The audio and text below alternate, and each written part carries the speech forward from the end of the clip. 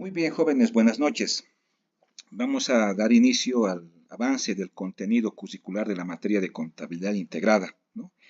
Entonces, en esta oportunidad vamos a desarrollar el tema número 1, que se titula Contabilidad, la contabilidad gubernamental integrada, sistema de información, ¿no? Entonces, el título ya nos dice sobre lo que vamos a abordar esta noche, ¿no?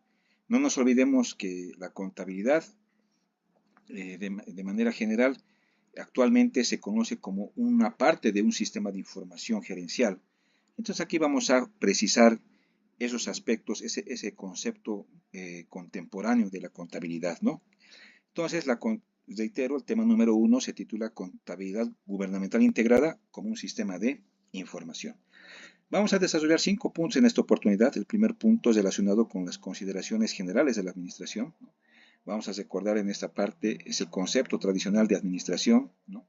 El proceso administrativo, que es importante, porque sobre ese proceso, sobre la base de ese proceso administrativo también se estructura el proceso de formulación presupuestaria. Entonces es necesario tomar en cuenta, recordar principalmente estos aspectos, estos conceptos de administración. Luego vamos a tocar algunos aspectos generales de la contabilidad, ¿no? Nuevamente vamos a repasar ese concepto tradicional de contabilidad que conocemos, ¿no? Y los vamos a relacionar con la contabilidad integrada, ¿no? Para poder comprender las diferencias que existen entre la contabilidad tradicional y la contabilidad integrada, ¿no? Un tercer punto se refiere a los aspectos generales del presupuesto en el sector público, ¿no? Hemos visto también en clases anteriores, ¿no? En las clases anteriores, la diferencia que existe en el sector privado, en el presupuesto del sector privado, con la diferencia que existe con el presupuesto del sector público, ¿no? Lo que diferencia al sector público del privado es la ley, ¿no? En el sector público su presupuesto se formula y se aprueba a través de una ley, ¿sí? Por eso su cumplimiento es obligatorio para todas las entidades del sector público, ¿no? Y el no cumplimiento puede ocasionar algún tipo de responsabilidad, ¿no? Para los responsables para los responsables de la entidad que no hayan cumplido con los propósitos del presupuesto, ¿no? Sin embargo, en el sector privado el presupuesto es algo interno, ¿no? Solamente rige para la entidad, para la empresa nomás, ¿no? Entonces, ahí viene la diferencia, ¿no? No decimos que no es importante en el sector privado, pero en el sector público, como está ese presupuesto aprobado a través de una ley, su cumplimiento es obligatorio, ¿no? Bien, en un punto 4 vamos a hablar sobre la estructura del sector público, ¿no? Vamos a ver cómo se estructura los poderes del Estado, ¿no? El Poder Ejecutivo, ¿no? Órgano Electoral Plurinacional, en fin, todas esas entidades, cómo se encuentran conformados, ¿no? De qué poderes depende, por ejemplo, el Ministerio de Economía y Finanzas Públicas, ¿no? El Ministerio de Planificación del Desarrollo, el Ministerio de Desarrollo Productivo, ¿no? Vamos a poder visualizar de esa manera de qué órgano depende, ¿no? De qué poder del Estado, ¿no? Para poder contextualizarnos y tener una visión general de cómo se estructura nuestro país. En un quinto punto vamos a hablar sobre la centralización normativa y la descentralización operativa. La centralización normativa, vamos a ver, en esta parte vamos a mencionar a quién es el responsable de la emisión de la normativa de la contabilidad integrada, ¿no? Ya hemos comentado también de manera de manera muy general que el Ministerio de Economía y Finanzas Públicas es el órgano rector de los sistemas de administración y control y que por tanto este ministerio, esta instancia, es el responsable de la emisión de la normativa de contabilidad integrada, ¿no? Y la descentralización operativa, vamos a ver, por ejemplo, ¿no? La naturaleza de algunas entidades, ¿no? Públicas, empresas públicas, entidades públicas, proyectos de inversión, ¿no? Para que podamos comprender su naturaleza y su propósito, ¿no? Pero que al final siguen siendo entidades públicas y que también tienen que aplicar la contabilidad integrada para el registro de sus operaciones. Bien, vamos con el primer punto. Este primer punto nos habla sobre consideraciones generales de la administración, ¿no? Como habíamos visto en la anterior diapositiva, el primer punto está relacionado con las consideraciones generales de la administración. Para ello vamos a recordar el concepto de administración que ya vamos a recordar, ¿no? que ya hemos ido viendo en el transcurso de los semestres que hemos ido avanzando en la universidad. Cristóbal del Río, que es un autor muy reconocido, ¿no? Tiene un texto bastante interesante titulado Presupuestos, cuya edición es del año 2009, nos dice que la administración, dice, expuesta de manera sencilla y concreta, es la búsqueda del óptimo aprovechamiento de los recursos con que cuenta una entidad para el logro de sus objetivos, ¿no? Búsqueda del óptimo aprovechamiento, dice, ¿no? Es la selección de la mejor alternativa para aprovechar los recursos, ¿no? Para lograr sus objetivos. Este concepto está más orientado a las entidades del sector privado, ¿no? Porque en el sector privado hemos visto nosotros en los textos de administración que todos los autores nos hablan de maximizar beneficios y minimizar costos con el propósito de generar mayor ganancia o mayor utilidad, ¿no? Entonces, este concepto también está relacionado con lo que dicen los anteriores autores, ¿no? Pero que tampoco se aleja de lo que representa la administración, en este caso, con enfoque público, ¿no? La administración pública también persigue esos objetivos, ¿no? Por eso es que hablamos nosotros en la contabilidad integrada, vamos a ver que hablamos de que una entidad pública, cuando ejecuta su presupuesto, ¿no? cuando ya está comenzando a ejecutar el presupuesto, esa entidad tiene que demostrar que en la ejecución de su presupuesto ha sido efectivo, ha sido eficaz y, por supuesto, ha tenido impacto. Es decir, que haya tenido un beneficio para la sociedad principalmente. Entonces, si bien parecería que el sector público, por las normas que existen, ¿no? que se regula, por las normas que las regulan, parecería que fuera netamente de cumplimiento obligatorio, también la ejecución de presupuestos se sujeta a esos criterios, ¿no? A que tiene que haber efectividad, tienen que ser eficaces y tienen que ser eficientes en la ejecución de los recursos. Entonces el concepto no está tan alejado para el sector público, ¿no? También vamos a hablar sobre el proceso administrativo. No nos olvidemos que la administración, tenemos dos tipos de administración, la administración empírica y la administración científica, ¿no? La administración científica se estructura en base a un proceso, ¿no? Que tiene que ver con una planeación, con la organización, con la dirección, con la integración y con el control, ¿no? Normalmente este proceso administrativo está conformado de 5 etapas, ¿no?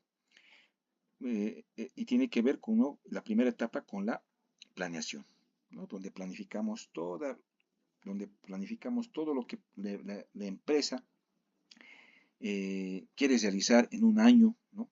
Sus proyecciones para un año, para 3 años, para 5 años, ¿no? Su planificación a corto, mediano y largo plazo, ¿no? Puede haber todas las empresas tienen planean de diferente forma con objetivos concretos, ¿no? Pero una vez que las empresas planifican, tienen que organizar sus recursos humanos, materiales, ¿no? Recursos técnicos, logísticos, para poder alcanzar lo que se está planeando, ¿sí? Luego tienen que dirigir, ¿sí? Tiene que haber una dirección, ¿sí? Tiene que haber alguien que dirija en qué medida se está alcanzando esos objetivos y si existe alguna desviación en el cumplimiento de esas metas, de esos logros, se tendrá que hacer una retroalimentación. Por eso hablamos aquí de una retroalimentación. Luego tenemos que integrar todas esas actividades, ¿sí? Y finalmente tiene que haber un control para toda esa ejecución de actividades que van a permitir lograr que lo que se ha planeado se pueda alcanzar, ¿no? Entonces, este es el proceso, ese es el tradicional proceso administrativo. Estas son las etapas de ese tradicional proceso administrativo: planeación, organización, dirección, integración y control.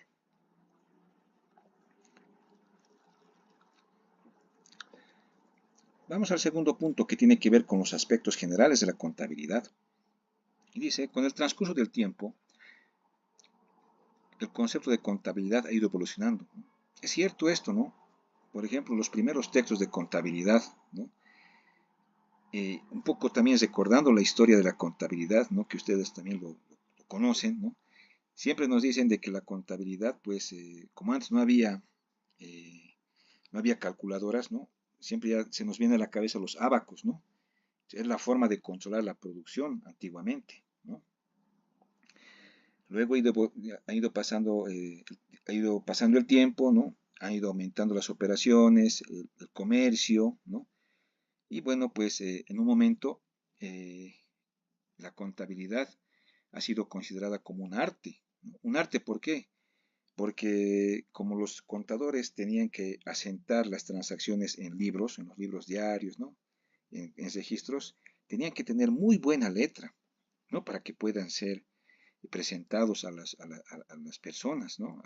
A los usuarios de esa información, a los que necesitaban esa información. Por tanto, el contador tenía que tener muy buena letra. Inclusive antes nos decía, ¿no? Que el contador tiene que tener letra Palmer para poder asentar los registros contables, ¿no? Los diarios, ¿no? Y luego generar los estados financieros. Todo era pulso, pues no había como ahora computadoras, ¿no? Entonces ahora ya tenemos computadoras, ya no es necesario tener una gran letra, ¿no? Una letra así como se tenía antes, ¿no? Entonces, fíjense que el concepto ha cambiado, entonces de un concepto de arte ahora ya pasa a ser, ya tiene otro concepto, ¿no? Que vamos a ver un poquito más adelante. Pero, pero continuamos, ¿qué dice? El concepto de contabilidad ha ido evolucionando, desde una simple concepción de arte hasta la descripción objetiva de un sistema de información que permite a la administración de una entidad tomar decisiones, ¿no? Actualmente entonces la contabilidad es concebida como parte de un sistema de información gerencial, ¿sí? Si es una parte, ni siquiera es todo, ¿no? Porque también para tomar decisiones actualmente, ¿no? Los principales ejecutivos no solamente necesitan información contable, información financiera, necesitan otro tipo de información, información de mercado, información de recursos humanos, por ejemplo, para ver que el personal esté motivado, ¿no? Y si está motivado el personal, entonces con seguridad que va a haber mayor productividad. Por ejemplo, hay una empresa en Cochabamba que es una empresa del sector eléctrico, ¿no? Que tiene una característica bien particular, esta empresa. Cuando llegan los trabajadores a su fuente de trabajo, ¿no? 15 minutos tienen que hacer ejercicio, ¿sí? 15, todos tienen que hacer ejercicio, ¿no? Y luego tienen un pequeño descanso de 30 minutos, más o menos a las 10, 10 y media, y ese pequeño pueden tomar un refresco, ¿no? Pueden conversar, ¿no? Inclusive pueden, ¿no? Pueden conversar un poco para romper esas rutinas rígidas del trabajo, ¿no? A la hora de almuerzo y en la tarde también tienen otra sesión, ¿no? Donde tienen también unos 30, 40 minutos donde pueden jugar futbolines, ¿no? En fin, entonces es una forma, ¿no? De que el personal no esté estresado, pueda rendir más, no son políticas. Entonces, de ese tipo de información también se necesita, ¿no? No solamente información financiera, de recursos humanos, nivel de motivación, que está relacionado con la productividad, ¿no? Ahora que estamos, por ejemplo, viendo que hemos pasado una pandemia, también ya existen, pues, hay que tomar en cuenta los posibles riesgos, ¿no? Ahora estamos, por ejemplo, con el tema de la pandemia de la viruela del mono, ¿no? Es otro tipo, entonces hay que tomar previsiones para que no pueda afectar a la empresa, tal vez algunas medidas de bioseguridad, ¿no? Y si somos una empresa como una empresa, por ejemplo, eh, como DHL, por ejemplo, que transporta encomiendas, cartas, ¿no? Como DHL o una empresa de transporte, ¿no? Va a tener que, ahora que tenemos dificultades con el diésel, por ejemplo, va a tener que tomar sus previsiones, tener que aprovisionarse para que no pueda haber discontinuidad en sus operaciones. Como pueden ver, no solamente es un tema financiero, ¿no? La gerencia general, la máxima instancia, recoge información de todo tipo para poder llevar adelante su gestión. En este caso, por ejemplo, la contabilidad, como bien lo dice el concepto, actualmente es parte de un sistema de información que permite a la administración tomar decisiones, ¿no? Sin embargo, voy a rescatar también aquí un concepto de Enrique Fowler Newton, ¿no? Es un texto bastante antiguito de 1989 que titula Tratado de Contabilidad. No es es un texto muy interesante hasta estas épocas porque tiene bastante teoría, ¿no? Conceptos bastante precisos. Uno amplía, por ejemplo, cuando revisa estos textos, estos tratados de contabilidad, encuentra mucha teoría contable. Y me encanta este concepto, por eso es que también comparto con ustedes, me parece que es el más adecuado, porque dice que la contabilidad es parte integrante del sistema de información de un ente, ¿no? Es parte integrante del sistema de información de un ente. Es la técnica de procesamiento de datos que permite obtener información sobre la composición y evolución del patrimonio de dicho ente, los bienes de propiedad de terceros en poder del mismo y ciertas contingencias. Este es un concepto muy completo, porque nos dice que es parte de un sistema, parte integrante del sistema de información de un ente, ¿sí? Como habíamos visto, ¿no? Una empresa, una entidad, un ente necesita todo tipo de información, riesgos de pandemias, recursos humanos, información de sus competidores, ¿no? De sus proveedores, ¿no? Del mercado, tasas de interés, en fin. Y también necesita información contable. Y además dice que es una técnica de procesamiento de datos, ¿no? Que permite obtener información, ¿no? Sobre la composición y evolución del patrimonio, ¿sí? Porque no nos olvidemos, cuando una empresa, cuando los socios invierten en una empresa, ¿no? Los accionistas invierten a través de acciones o aportes de capital a una empresa, ese patrimonio, ¿no? Se refleja en el activo. Este activo necesariamente tiene que generar beneficios, de manera que pueda, a través de las ganancias, incrementarse este patrimonio. A nadie no sería lo correcto que se entreguen recursos, ¿no? Se aporten recursos, ¿no? Se obtengan activos y que esos activos no generen resultados, al contrario que generen pérdidas. Entonces el patrimonio se va a disminuir. Por eso es que dice que es la técnica de procesamiento de datos que permite obtener información sobre la composición y evolución del patrimonio de dicho ente. Los bienes de propiedad de terceros en poder del mismo y ciertas contingencias. ¿A qué se refiere con bienes de propiedad de terceros? Por ejemplo, las famosas cuentas de orden, ¿no? Por ejemplo, esto se ve, por ejemplo, en las empresas, por ejemplo, las farmacias, ¿no? Las farmacias que comercializan medicamentos, ¿no? Esa es su actividad principal. Y para comercializar medicamentos, pues tienen activos, tienen pasivos y hay un capital que se ha requerido para poder constituir esa farmacia, ¿no?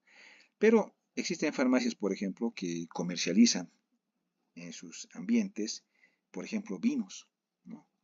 Vinos, eh, que no son, ellos, las farmacias no fabrican vinos, ¿no? Pero lo venden, ¿no? Entonces, ¿a cambio de qué? De tener una comisión, ¿no? Entonces, venden vinos, ¿no? Y eh, la empresa propietaria de los vinos, como ha vendido la farmacia, pues les reconoce una comisión, ¿no? Pero se tiene que registrar como cuentas de orden, ¿no? Porque no son de la empresa, pero sí están bajo su control, ¿no? Entonces, le entregan 10 vinos, se registran en cuentas de orden. Y vende los vinos, va disminuyendo también, ¿no? Bueno, y también se va reconociendo una ganancia por cada venta de vino, ¿no? Entonces, vamos a ver siempre nosotros en las farmacias, por ejemplo, ¿no? No solamente ahora venden vinos, hasta venden otro tipo de materiales, ¿no? Entonces, eso se refieren con cuentas de orden, ¿no? Entonces, que si bien no son parte de la empresa, pero sí que se encuentran bajo custodia o son responsables, o la empresa es responsable de sus activos, ¿no? Bien, y dice también ciertas contingencias, ¿no? Pero, ¿qué nos dice esto? Que tenemos que registrarlas, especialmente las mercaderías en consignación, ¿no? Que las tenemos que registrar, tenemos que tener el control, ¿no? No solamente con las farmacias, por ejemplo, también tenemos las concesionarias de vehículos, ¿no? Por ejemplo, podemos nosotros comercializar algún vehículo a cambio de una comisión. Nos pueden entregar 20 vehículos, ¿no? Entonces eso tiene que registrarse también en la contabilidad, pero no como parte de nuestras operaciones, no como cuentas de activo, pasivo, patrimonio, sino como cuentas de orden, ¿no? Porque no son de nuestra propiedad, no son de propiedad de la empresa, pero sí existe un control de esas mercaderías que se han entregado en consignación, ¿no? Y finalmente dice que también permite conocer ciertas contingencias, ¿no? Contingencias, ¿no? No nos olvidemos que cualquier empresa, cualquier ente, ¿no? Siempre está sujeto a contingencias, está sujeto a riesgos, ¿no? Por ejemplo, un riesgo, por ejemplo, la viruela del mono, lo que les decía, ¿no? Puede ser una pandemia, puede convertirse porque ya se ha declarado inclusive alerta mundial, entonces hay que tomar previsiones, la empresa tendrá que tomar previsiones, ¿no? Contingencias, por ejemplo, la contabilidad también tiene que registrar, tiene que revelar, por ejemplo, alguna contingencia que esté atravesando la empresa. Por ejemplo, un juicio de impuestos nacionales, ¿no? Porque vamos a suponer que la empresa estaba en un proceso de fiscalización, ¿no? Y como los procesos de fiscalización llevan su tiempo, después de un tiempo, ¿no? Sale una resolución determinativa en la que se establece que la entidad tiene que pagar un importe, una multa de 2 millones por una determinación inadecuada del impuesto a las utilidades. Esa es una contingencia, ¿sí? Que puede afectar a la estructura de la empresa y que tiene que ser revelada, ¿no? Muchas veces estas contingencias no son reveladas en los estados financieros, ¿no? En las notas a los estados financieros. Y cuando no se revela, imagínense ustedes que están comprando una empresa, quieren comprarse una empresa o quieren invertir en una empresa, su activo, su pasivo, patrimonio, y tiene una contingencia tributaria. Hay una resolución determinativa de 10 millones de bolivianos por el IUE. Y a ustedes no se les ha informado eso.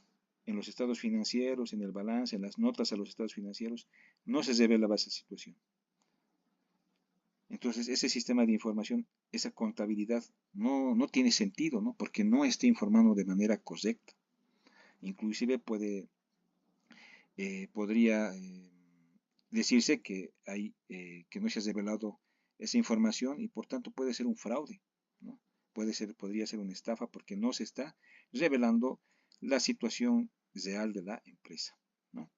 Entonces es importante, entonces por eso este concepto es bastante interesante, un concepto bastante completo, ¿no? También tenemos otro autor que es Charles Holgrin, ¿no?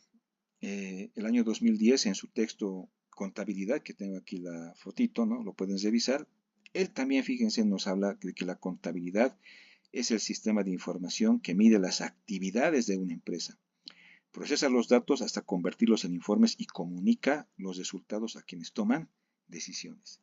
Este es un concepto muy contemporáneo también, ¿no? Normalmente todos los libros de contabilidad descansan sobre este concepto, que nos hablan que es un sistema de información que procesa datos para convertir en informes y comunica los resultados a quienes toman decisiones, ¿no? Es un concepto bien bastante interesante, ¿no? Y aquí tenemos una pequeña ilustración. Aquí tenemos un señor, ¿no? Que está en un banco, ¿no? Y le solicita a la señorita, ¿no? Le indica que requiere un préstamo para poder incrementar su capital de trabajo, para ampliar su capacidad instalada de su fábrica, ¿no? Y la señorita le dice muy concretamente, pues si quiere el préstamo, pues necesitamos sus estados financieros, ¿no? Porque necesita evaluarlos, necesita tomar una decisión. Seguramente el banco, una vez que tengan los estados financieros, va a evaluar si esa empresa tiene capacidad de pago. Lo que hemos visto en la clase, en las primeras clases, en esa semana de diagnóstica, ¿no? Lo que el banco va a analizar en sus estados financieros es su margen de contribución después de sus costos directos, ¿no? Si existe un margen de contribución después de deducir de los ingresos los costos directos, entonces es posible que le puedan otorgar un préstamo. Pero si el margen de contribución no es aceptable, es negativo, o más todavía si es negativo, con seguridad que no le va a otorgar el préstamo, ¿no? Entonces, para tomar una decisión, cualquier persona, que sea una empresa, una persona natural, siempre se va a necesitar de estados financieros.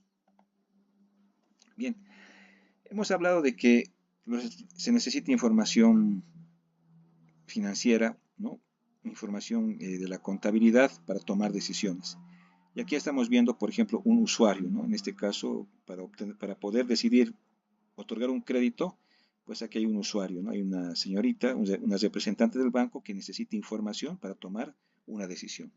Y tenemos varios usuarios. Por ejemplo, aquí tenemos, entre los usuarios, generalmente está la empresa, la misma empresa, ¿sí?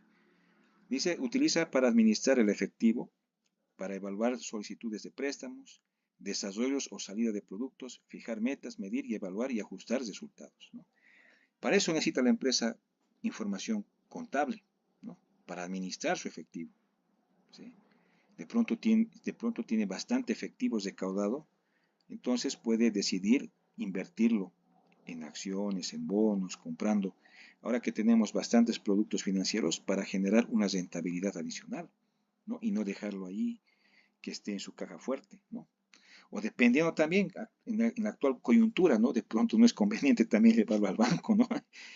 Tal vez sería bueno tratar de comprar materias primas, pero se necesita de esa información para tomar una decisión. Dice, para evaluar solicitudes de préstamos, ¿no? Entonces, puede necesitar ampliar su capacidad instalada, ¿no? Comprar más vehículos, ¿no? Para la distribución, comprar más materia prima, ¿no? O ampliar definitivamente su fábrica. Pero justamente para poder evaluar eso, primero va a tener que analizar si tiene los flujos de fondos suficientes para poder cubrir los préstamos, ¿no? Entonces sirve la contabilidad para ese tipo de análisis, ¿no? Para el desarrollo de salidas de productos, dice, fijar metas, medir, evaluar y ajustar resultados, ¿no?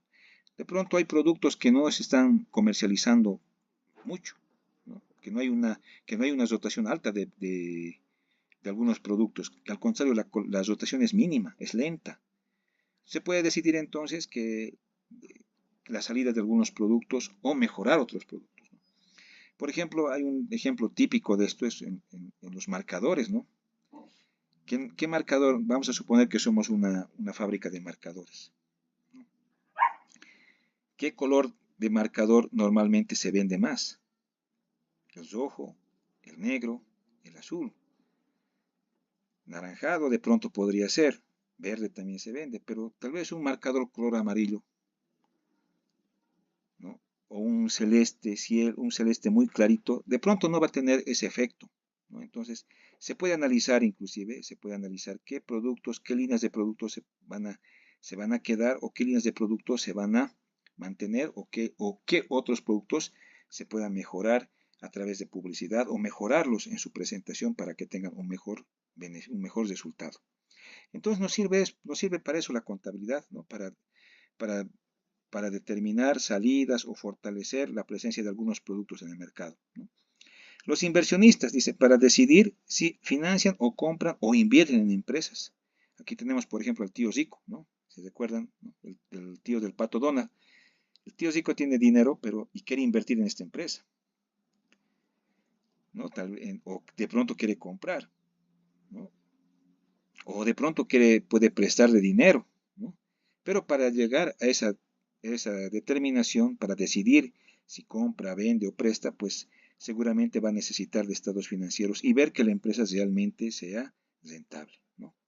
Acreedores, un banco para decidir si otorga un préstamo para capital de trabajo, adición de activos para mejorar la capacidad instalada de la empresa. Entonces, aquí como podemos ver, los acreedores, en este caso un banco también para poder otorgar un préstamo, por ejemplo, para aumentar su capital de trabajo o para ampliar la capacidad instalada, pues necesariamente va a requerir estados financieros y principalmente para determinar si existen flujos positivos, ¿no? Que le permitan, en este caso a la empresa, que va a poder cumplir con sus obligaciones. Autoridades de fiscalización y regulación. Por ahí tenemos, por ejemplo, el Servicio de Impuestos Nacionales, el CEPREC, ¿no? Por ejemplo, si el Servicio de Impuestos Nacionales, ¿no? Cada cierre de ejercicio fiscal, ¿no? Eh, exige a los contribuyentes, obliga a los contribuyentes de que presenten sus estados financieros, ¿no? A impuestos nacionales y que además determinen el IUE, ¿no? Entonces, el impuestos nacionales pide que los contribuyentes presenten sus estados financieros auditados donde se determina, se establezca así su IUE, ¿no? Entonces, es un requerimiento de una autoridad de fiscalización. CEPREC también igual, de la misma manera. Alguien quiere sacar su registro de comercio, quiere actualizar su matrícula, igual nos pide que presentemos estados financieros. Los gobiernos autónomos municipales, ¿para qué nos pedirán la Alcaldía de La Paz? Principalmente nos piden a las empresas para pagar los impuestos a los vehículos, ¿no? Porque la base de las empresas, la base de cálculo del impuesto de las empresas, de los vehículos, es sobre el valor en libros, ¿no? Entonces, por eso pide que la alcaldía, para determinar el impuesto de sus vehículos, que presenten sus estados financieros, principalmente el estado de activos fijos, ¿no?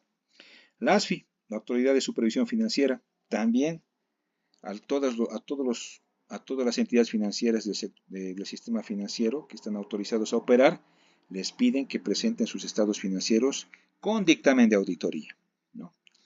Entonces, anualmente, ¿no? Entonces, van a ver ustedes los primeros meses del año, enero, por ejemplo, las dos primeras semanas, van a ver que todos los bancos inclusive publican en el periódico, ¿no? Porque así también lo exige la ASFI, ¿no? Que no solamente lo presenten al ASFI, sino que también lo publiquen. Entonces, todas estas entidades pues siempre van a requerir de información contable. Dice luego el punto 1.3, ¿no? Ya un poquito incursionándonos a este tema del presupuesto, vamos a tocar ahora los aspectos generales del presupuesto en el sector público, ¿no? Etimología y concepto del presupuesto, ¿no? La palabra presupuesto se compone de las dos siguientes palabras, dice. Presupuesto, ¿no? ¿Qué significa? Indica antes de o delante de. Y supuesto, hecho o formado, ¿no? Por tanto, presupuesto significa antes de los hechos, es una anticipación. Entonces, es una proyección que hacemos, es como nosotros, ¿no? Estamos proyectando de aquí a unos 3 años más o 2 años más cuando concluyamos la carrera, ¿no? Ya vamos a proyectar, ¿no? Es una proyección, ¿no? Es una anticipación a los hechos, ¿no? Y aquí hay algo interesante que ustedes podrán ver, por ejemplo, aquí hay un timón, ¿no? Es un barco que está a medianoche, ¿no? Entonces dice, en la actualidad el presupuesto, dice, se constituye en un instrumento muy importante para las empresas. El presupuesto es como una brújula que permite navegar a los barcos en la noche en medio del océano. Y es correcto, ¿no? Por ejemplo, todo aquí no hay ni siquiera hay la luna, no hay nada para poder uno, uno orientarse, ¿no? Con respecto a la dirección, ¿no? Podemos estar navegando a la deriva sin ningún rumbo. Entonces, ¿cómo se va a guiar el barco? Con una brújula, ¿no? A través de una brújula se va a guiar para llegar a su destino.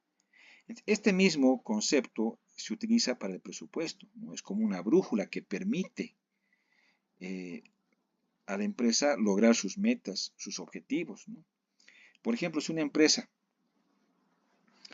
ha proyectado, eh, ha proyectado un nivel de ventas de 20 millones en un año, ¿sí? Durante un ejercicio de 20 millones ha proyectado sus ventas, y resulta que ya estamos en septiembre, ¿sí? Ahora estamos en agosto, ¿no? Ingresando ya a septiembre, y resulta que las ventas apenas son de 5 millones. Entonces el presupuesto, lo que hemos planificado, lo que hemos presupuestado, difiere totalmente de lo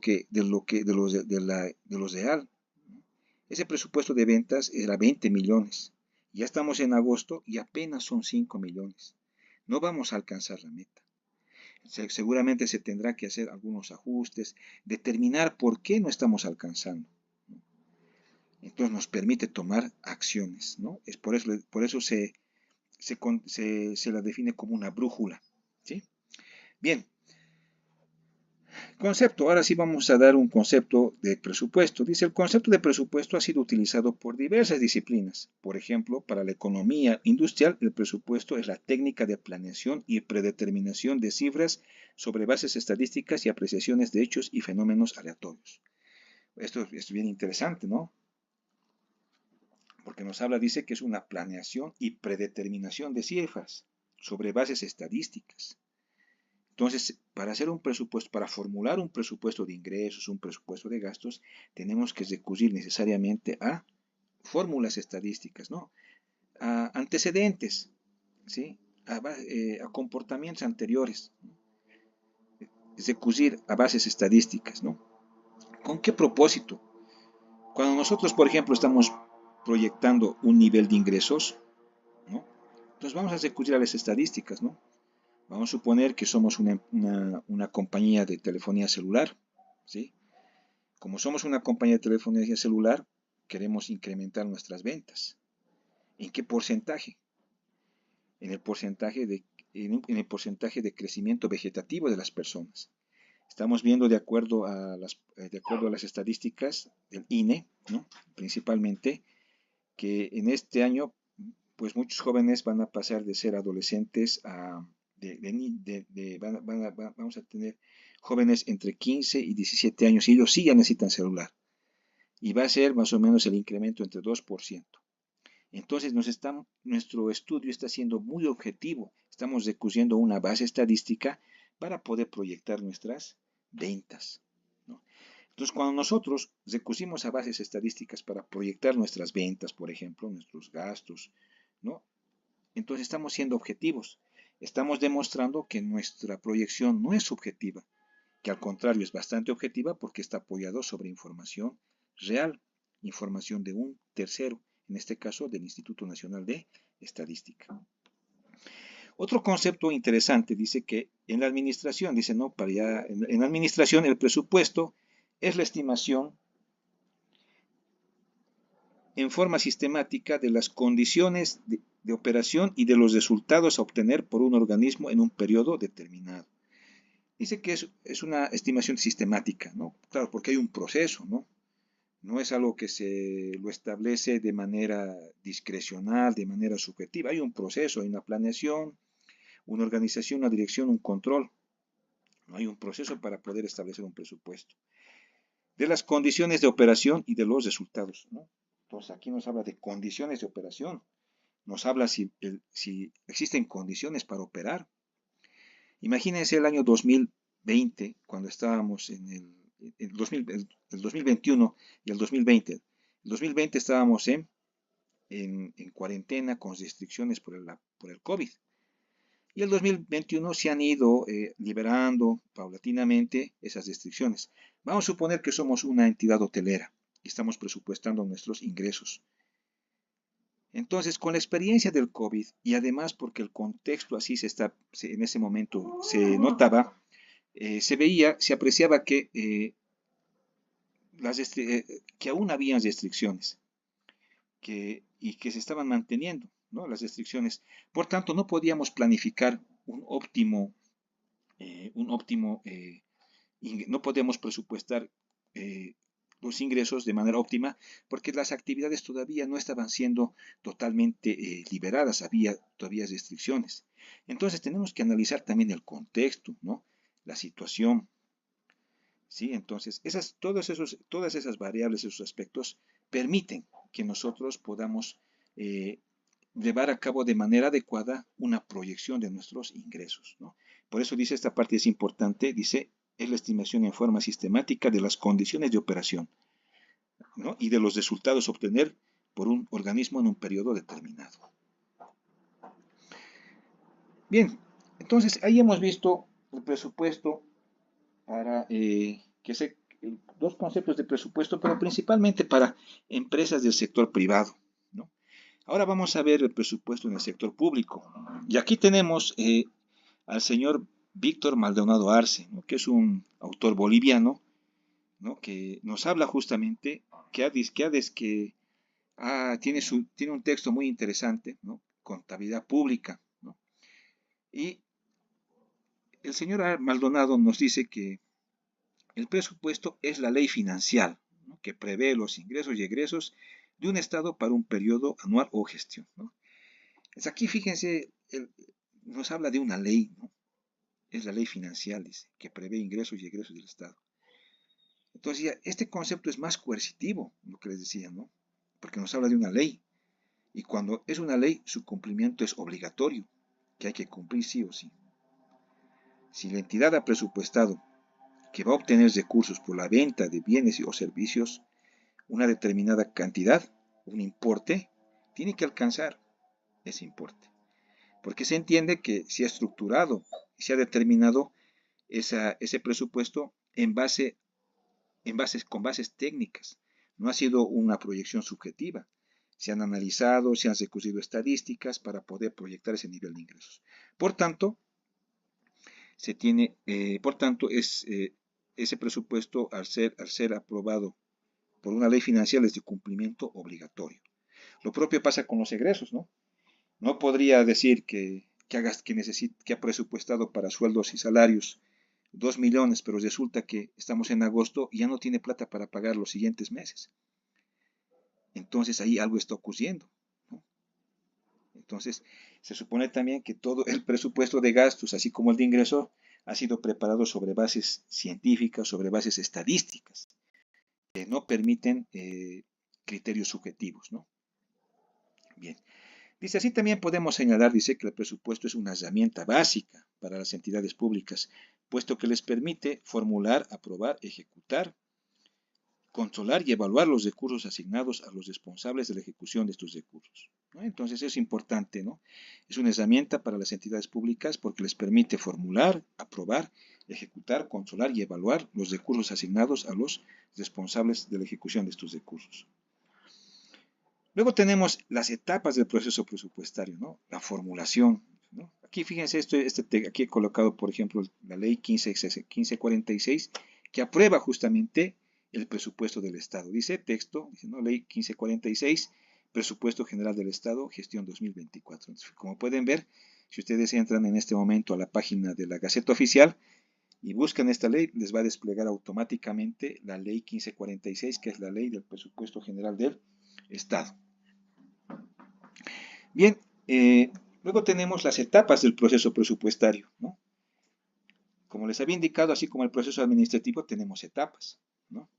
Y una de esas primeras etapas es la formulación del presupuesto. Una segunda etapa es la discusión y aprobación del presupuesto. La ejecución y el control y evaluación de la ejecución del presupuesto. Como pueden ver entonces, no es solamente formular, ¿no? Hay un proceso que comienza con la formulación, la discusión y aprobación, la ejecución del presupuesto y el control y evaluación. Aquí he hecho un pequeño gráfico donde se aprecia de manera más gráfica todo ese proceso, ¿no? Formulación, discusión y aprobación, ejecución y control y evaluación. Noten ustedes, por ejemplo, miren, fíjense ustedes que aquí hay un comunicado, ¿no?, que del Ministerio de Economía y Finanzas, que dice capacitación para la formulación del Presupuesto General del Estado, gestión 2025. Esto ha salido el 18 de julio. Entonces, se hacen, como les había indicado en clases anteriores, ¿no? Se hace ya con antelación, se los capacita a las entidades cómo tienen que estructurar su presupuesto, ¿no? Qué aspectos se tienen que tomar para su presupuesto, ¿no? Entonces, se los capacita previamente y luego a nivel entidad, en las entidades, a nivel entidad, en las unidades, en los departamentos de la entidad pública, se va formulando el presupuesto. Luego este presupuesto se discute, se aprueba y se emite una ley financiera. Y luego, una vez que esté aprobado, ya se comienza a ejecutar el presupuesto, ¿no? Es decir, ya podemos contratar bienes y servicios, ¿no? Y la contratación de bienes y servicios se las realiza en el sistema de contrataciones estatales, el SICOES, ¿no? Nuevamente, si ustedes ingresan al SICOES, van a ver todos los requerimientos de bienes y servicios de las entidades públicas, ¿no? Y luego, esa ejecución de presupuesto se tiene que evaluar, ¿no? Se tiene que controlar. O sea, que hay una persona que está evaluando justamente la ejecución de ese presupuesto. Muy bien, jóvenes, vamos a quedar en esta parte, ¿no? vamos a hablar en las etapas, vamos a la siguiente clase, vamos a hablar con un poco más de detenimiento sobre estas etapas, ¿no? Que tienen sus características, ¿no? Bien, de todas maneras, vamos a quedar en esta parte, en el proceso presupuestario. Y por favor voy a hacer un control de lectura en el Moodle, ¿no? Y si, digamos, si por alguna circunstancia no podría subirlo al Moodle, lo voy a enviar por nuestro grupo de WhatsApp para que lo puedan responder ustedes, ¿no? Va a ser unas preguntas puntuales de lo que hemos ido avanzando en esta sesión. Bueno, jóvenes, muchísimas gracias y nos encontramos en el día miércoles en nuestras clases normales.